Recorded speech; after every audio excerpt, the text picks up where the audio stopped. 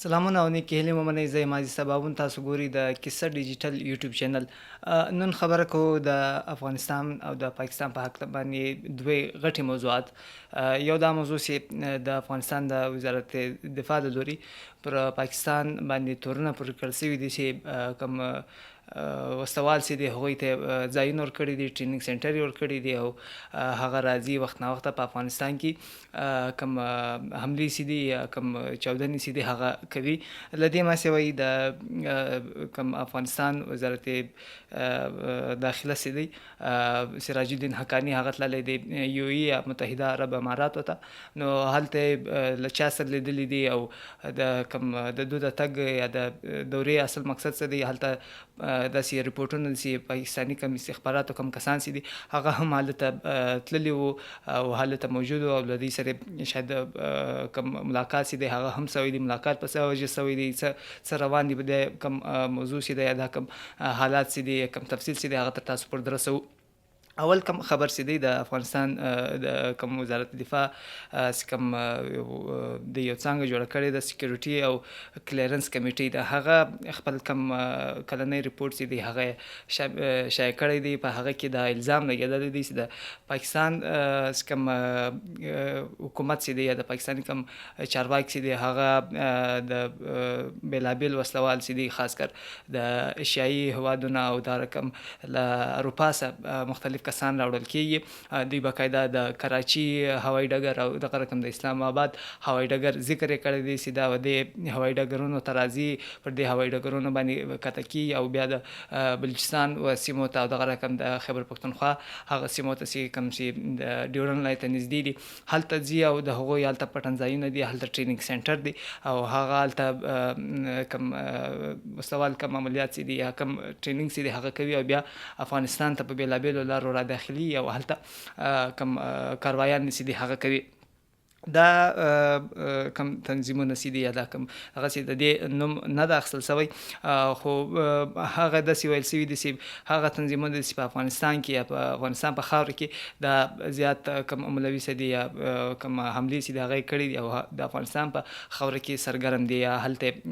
خپل کاروایان چې دي هغه هم هلته کوي. د کوم دغه چې دي سالانه کوم ریپورټ چې دي په هغه کې بېلابېل کوم شمېرې چې دي هغه ایښي دي او داسې کم حملې چې دي د دوی له وینا چې په دې کې کوم دي کسان نیولي دي هغه تاجکستاني کسان دي او دغه رقم د پاکستان کم کسان چې دي هغه هلته موجود دي یا کم حملې چې کولې په هغه کې پاکستانیان او تاجکستانیان شاملولو د هغو د دې دوو هیوادو وګړي چې هغه په دې کې ملوث دي او دوی باقاعده نیولي دي. دا یو څه داسې معلومیږي چې تېره ورځ به مو تاسو خبر درکړی که تاسو یادې سي پاکستان وخت نا وخته پر افغان طالبانو باندې بیا دا تورونه پورې کړي چې کوم ټي ټي پي دي یا دا رقم له ټي ټي پي ماسې وایي کوم د افغانستان کوم کسان چې دي هغه راځي دلته پر پاکستاني خاوره کې د پاکستاني پوځیانو پر خلاف باندې جنګي او وخت نا وخته دوی د هغوی مړي و د افغانستان کوم کنسولګرۍ چې دي یا سفارتخانې چې دي هغو ته یې ورکړي دي هم دي او ثبوتونه یې هم ورکړي دي. اوس داسې کوم جوابي کوم مو ورته ویلی سوی چې د جواب ورکولو یا د کوم تورونه چې دي د دواړو له لوري چې اوس یو لوري ته که چیرې طالبان دا تور پورې کوي چې پاکستاني کوم وګړي چې دي یا تاجکستاني کوم وګړي چې له تاجکستان او پاکستان راځي په افغانستان خاوره کې سرګرم دي، بل لوري ته بیا بیرته پاکستان دغه تور پر افغان طالبانو باندې لګوي چې د هغوی کم کسان چې دي یا د افغانستان کم کسان چې دي هغه راځي په پاکستان کې کاروایانې کوي یا په پاکستان کې کم چاودنې او کم د ترهګرۍ کم دغه چې دی هغه د دوی په وینا چې ترهګرۍ کم پیښې چې دي په هغوی کې ککړ پاته سوي دي او دوی کم ثبوتونه چې دي هغه طالبانو ته په لاس ورکړي دي. داسې معلومیږي چې پاکستان او افغانستان کوم حکومتونه چې دي اوس کوم حکومتونه دي هغه پر یو بل باندې د الزامونو کوم وارونه چې دي هغه په تیزېدو دي. که څه هم څه کوم حالات چې ولو هغه دا لور ته روان اوسي کوم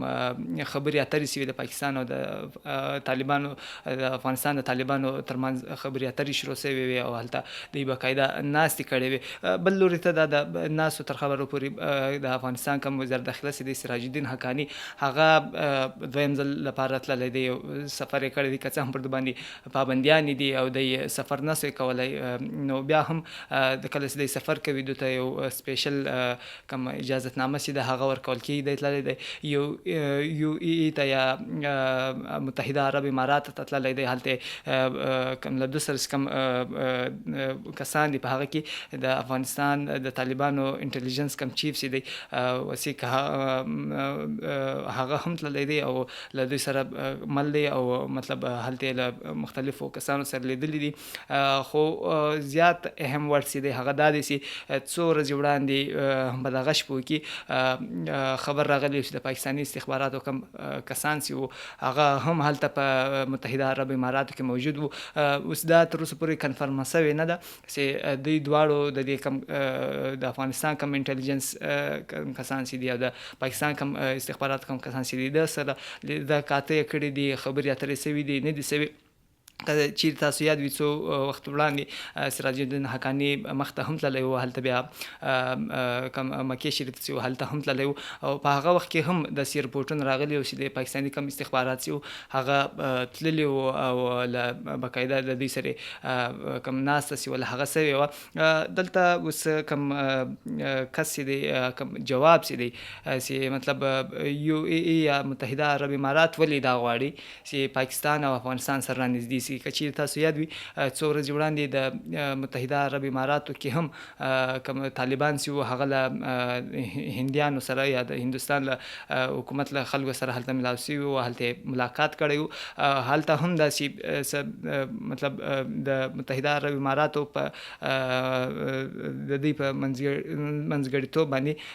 کوم د افغانستان کوم حکومت چې دی یا د طالبانو کوم حکومت چې دی د هغوی د مرستې لپاره یا د هغوی د دنیا سره رانږدې کولو لپاره یو هلې ځلې په متحده عرب اماراتو کې شروع دي. سوال دا پیدا کېږي چې متحده عرب امارات ولې غواړي یا د دوی په دې کې څه موخه ده یا څه مقصد یې ده چې له دې کسانو سره ویني. په دغه کې یو دوی کم تر کومه حده پورې چې تجزیه کولی شوی مو هغه دا ده چې دوی نکتې دي. یو نکته دا ده چې که چیرې تاسو یاد وي د طالبانو او د امریکا کوم مذاکراتو په قطر کې کوم دوحې کوم غونډه چې به ولا یا د دوحې کوم مذاکرات چې هغه په قطر کې کېدو او هغه کله پورې چې د امریکا او طالبان تر یو نتیجې پورې ورسېدو امریکایانو واته نو قطر چې ولو هغه په یو عربي هیوادونو کې یا په ایشیایي کوم هیوادونو کې په هغه کې یو څه غټ کردار یې ادا کوي او د عربي کم ملکونه دي یا کم هیوادونه چې دي په هغه کې د قطر کم اهمیت چې هغه زیات د قدر وړو په دې شی باندې دی زیات راپور سوس. متحده عرب امارات چې دي هغه هم هغه ته په کتو سره د هغه هم څه هم نه سویل قطر کمپیوټر دی خو بیا هم تر یو حده پورې خپل اثر وسرخ د اضافه کولو یا د ساتلو لپاره دی هم غواړي چې په دې کې د افغانستان او د پاکستان یا د ایشیا په هیوادونو چې کم دي په هغوی کې خپل کم کردار چې دی هغه ادا کړي. بل کم وجه چې کېدلی شوی هغه دا ده چې د متحده عرب امارات کم سرمایه کاري ده په دې خطه کې هغه که پاکستان سي که افغانستان سي یا کم نږدې کم نور هیوادونه سي نو په هغه کې د دو کم سرمایه کاري چې د هغه لپاره د هغه د خوندیتوب لپاره هم غواړي چې پاکستان او افغانستان سره کینی، پاکستان او کم وبخي طالبان او هندوستان سره کینی. نو په دې کې عرب امارات هم خپل ګټې پرتی دي او هغه غواړي چې کم سرمایه کاري د هغوی محفوظ شي که چیرې په دې خطه کې یا په دې سیمه کې د جنګي حالاتو کوم حال وي، جنګ وي، له یو بل سره اخته وي نو لازمي خبره ده چې د هغه څه نسوی ترلاسه کولی. نو په افغانستان کې اوس کوم زیرمې چې دي د معدنیاتو د هغوی کارونه چې هغه په تیزېدو دي نو ټول نړۍ ورته دغه دي چې دوی خپل په دې کې خپل یو ونډه واخلي، خپل کوم زیرمې چې دي هغه هلته وکیندي او یو څه نه څه ترلاسه کړي، هلته سرمایه ولګي. نو که چیرې هلته جنګ وي، هلته شخړې شروع وي نو بیا به دا مشکله وي ډېر. نو په دې هم دغې وجه باندې یو ای یا متحده عرب امارات چې دي هغه تر ډېره حده پورې غواړي چې دا کوم ستونزې چې دي دا کوم مسلې چې دي هغه حل شي. د دې مسوي په افغانستان کې یو چینایي وګړی نامعلومه وسلوالو کم چې دی هغه وژلی دی. هغه چینایي چې هغه هلته د تجارت په موخه تللی و او تخار کوم ولایت چې دی په هغه کې نامعلومه وسلوالو هلته دی وژلی دی. خو په دې باندې د چینایي کم حکومت چې دی هغه خواشیني هم څرګنده کړې دی او د طالبانو چې غوښتي دي چې کوم د دوی کوم وګړي چې دي په افغانستان کې اوسېږي د هغوی حفاظت وکړي. خو دا کم چینایان چې دي دلته په پاکستان کې یا په خاصه توګه په بلوچستان کې هم په نښه شوي دي. د هغه نتیجه بیا دا راوتلې چې کوم سرمایه کاري چې دوی کوي په هغه کې بیا یو ځنډوالی راسي، یو خنډ راسي او هغه کم دی هغه د سرمایه کاري یا د کوم دا رقم ترقیاتي کم کارونه چې دي هغه په مطلب وځنډېږي. نو دا هم کېدای شي کوم کسان چې دي نه غواړي چې په افغانستان کې د چینایي کم اثر وسروخ چې دی یا کم سرمایه کاري چې د هغه زیات وي یا کم شروع شوي چې د هغوی باندې د اغیز کولو لپاره د کم چینایان چې دي په افغانستان کې نښه کوي. دا پر روان مخکې معلومیږي چې دا تر کوم حده پورې دوی په دې کې کامیابیږي، طالبان یې مخه نیسي، نه یې سوی نیولی. دا به پر روان وخت تاسو پورې رسو. که تاسو یاد وي څو وخت وړاندې موږ تاسو خبر درکړی و چې د امریکې کم نوی ولسمشر چې و ډونالډ ټرمپ هغه دا اعلان کړی و چې کم اسلحه چې ده هغه به بیرته له طالبانو څخه اخلي. اوس په دې وخت کې 13 ورځ پاکستاني حکومت هم دا خبر ورکړی چې د افغانستان څخه یو د اسلحې یو ټرک را روان په کم کې په غټ شمېر اسلحه چې وله هغه رابار وه او دوی نیولی دی دا ټرک. یعنې دا موږ دا خبر ورکولی سوی یا دا ویلی سوی تر یو حده پورې چې دا د ډونالډ ټرمپ کم خبره چې وله د هغه د ثابتولو یا د هغه د پخولو لپاره بیا دا رقم کم عملیات چې دي یا دا رقم کم ریپورټونه چې دي هغه مخې ته راځي. دا تر کوم حده پورې صحیح ده نه ده صحیح، دا به په را روان وخت کې معلومیږي. خو فعلا کوم دعوې چې دي د اسلحې چې د امریکایي کوم اسلحه چې د په افغانستان کې پاتې شوې د طالبانو لاس ته ولوېدلې ده هغه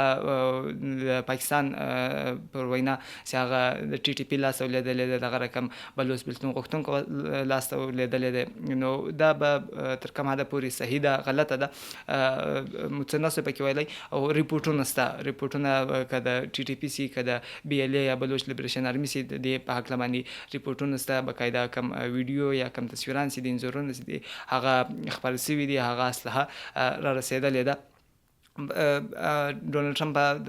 له طالبانو سره په کمه ذریعه باندې د مذاکراتو په ذریعه باندې په زور باندې یا بل داسې منځګړي کوم لاره چې د هغه به اختیاروي او د اسلحه به بیرته د دوی لاس ته ورځي نه به ورځي. خو فعلا کوم اسلحې کوم خبره چې دوی کړې وه 13 ورځ پاکستان چې کوم د بیان ورکوي د پاکستان حکومت چې د غلام خان باندې چې کوم اسلحه ولا کوم لاین چې دی یا کوم ګیټ چې دی د دوو هیوادو تر مابین په دې باندې د اسلحه ټرک نیولی دی، په هغه کې غټ اسلحه لکه راکټ لانچر او داسې نور کم اسلحې چې وي او کوچني اسلحه هغه یې ټوله نیولې ده. د کم مرمۍ چې دي هغه یې په غټ شمېر نیولې دي. دا و د نن کم ولاګ تر تاسو پورې مو کم تازه کم خبر چې هغه در ورسوئ. زموږ کم چینل چې دی هغه ضرور سبسکرایب کړئ. نو تر تاسو پورې به نور کم خبرونه چې دي هغه هم په را روان وخت کې تر تاسو پورې رسوو. ډېره مننه.